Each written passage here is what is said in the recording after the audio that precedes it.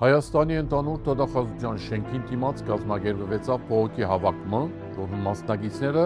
ազատություն քաղաքական բանտարկյալներուն վանկարկեցին եւ ընդհանուր տվյալահաշվ Աննա Վարդապետյանին պահանջեցին ազատ արձակել քաղաքական բոլոր բանտարկյալները։ Հայաստան խմբակցության պատգամավոր Իշխան Սաղաթելյան հայտարարեց, որ այս իշխանությունները կբանտարկեն մարդիկ, երբ ընտրությունները իշահ իրենց չեն։ Բողոքի մասնակիցները նշեցին, որ Հայաստանի մեջ կա առնվազն 30 քաղաքական բանտարկյալ, որոնք արգելափակված են իրենց գաղափարներուն, խոսքին, համոզումներուն եւ հավատքին համար։ Տեղին է նշել, որ Հայաստան խմբակցությունը պատրաստած է հայտարարության նախագիծը, որ կհաստատի, թե Հայաստանի մեջ քաղաքական բանտարկյալներ գոյություն ունեն։ Այս նախագիծը պիտի ներկայացվի ազգային ժողովին։